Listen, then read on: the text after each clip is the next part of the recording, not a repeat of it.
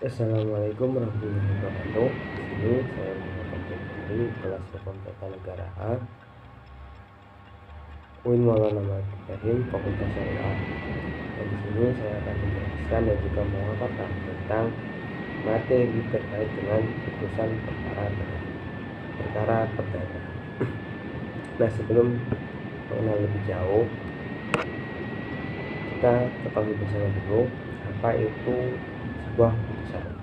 Nah, pengertian sebuah putusan yakni pernyataan hakim yang diberi kewenangan untuk itu yang diucapkan dalam sebuah persidangan terbuka untuk umum yang bertujuan untuk mengakhiri dan menyelesaikan pemeriksaan suatu perkara atau suatu sengketa antar dua belah pihak, dan jika putusan ini tidak diucapkan dalam sidang maka batal demi hukum. Nah, kemudian adapun jenis-jenis putusan yang berdasarkan sifat. Nah, ada yang pertama yang namanya putusan deklaratoir, yakni putusan yang hanya sekedar menerangkan atau menerapkan suatu keadaan saja, atau menetapkan suatu keadaan saja, atau menyatakan yang sahnya saja. Jadi hanya beberapa hal-hal yang terpenting saja.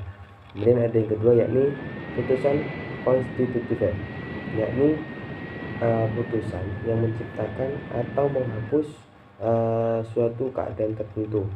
Jadi seperti itu terkait dengan jenis putusan yang berdasarkan sifat. Dan ada satu lagi terkait jenis putusan yang berdasarkan sifat, yakni putusan kondemnatoir, yakni putusan yang berisi penghukuman di mana pihak yang kalah dihukum untuk melakukan sesuatu. Jadi seperti itu.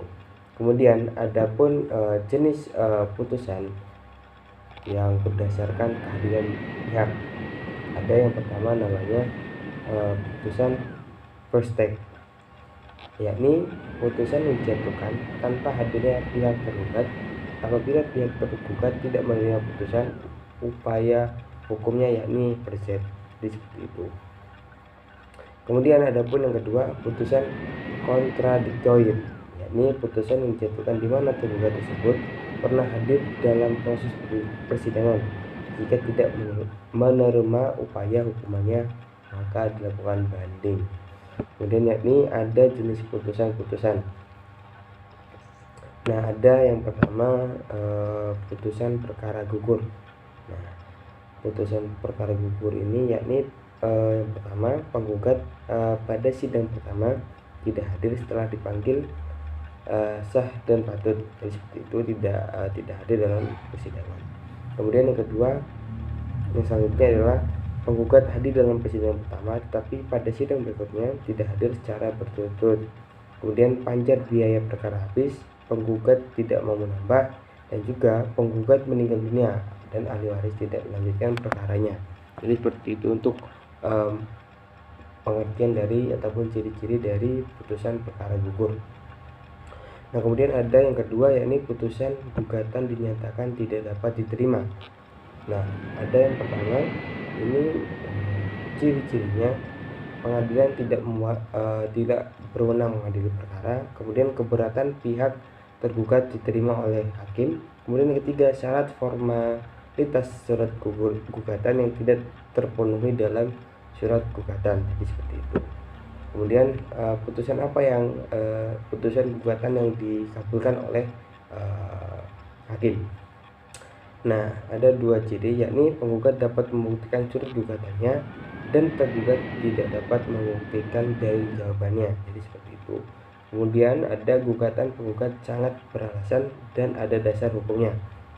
Kemudian ada yang keempat tentang putusan gugatan ditolak, yakni penggugat tidak dapat membuktikan surat gugatannya dan tergugat dapat membuktikan dalil jawabannya. Gugatan tidak ada alasan dan dasar hukumnya. Jadi seperti itu.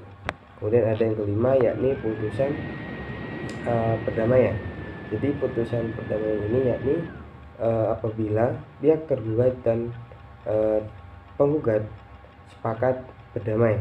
Kemudian ada yang terakhir poin selanjutnya yakni perdamaian dilakukan oleh para pihak tersebut bisa terjadi pada saat mediasi di peradilan dengan bantuan mediator. atau para pihak sepakat berdamai di luar pengadilan dan sepakat damai bersama. Jadi seperti itu. Sekian dan wassalamualaikum warahmatullahi wabarakatuh.